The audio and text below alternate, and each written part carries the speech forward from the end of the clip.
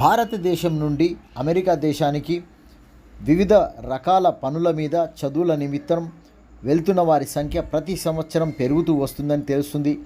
చదువుల నిమిత్తం పోయే విద్యార్థులు సుమారుగా 50,000 నుండి 80,000 మంది అమెరికాకు చదువులకు వెళ్తున్నట్లు ఎంబసీ రికార్డులు తెలుపుతున్నాయి.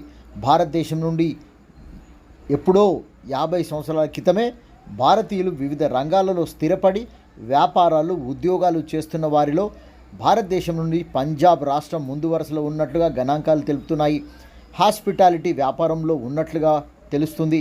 అమెరికాలోని కాలిఫోర్నియా రాష్ట్రంలోనే 2 లక్షల జనాభా తెలుగు రాష్ట్రాల నుంచేనని అమెరికా సెన్సస్ బ్యూరో డేటా ఆధారంగా తెలుగువారి జనాభా వేగంగా అమెరికా సంయుక్త రాష్ట్రాలలో పెరుగుతుందని తెలుపుతున్న census Texas, New Jersey, Virginia, Georgia, Atlanta, New York, Washington, Pennsylvania, Boston, new southern Hampshire పలు రాష్ట్రాలలో తెలుగువారు జనాభా ఉన్నట్లు తెలుస్తుంది.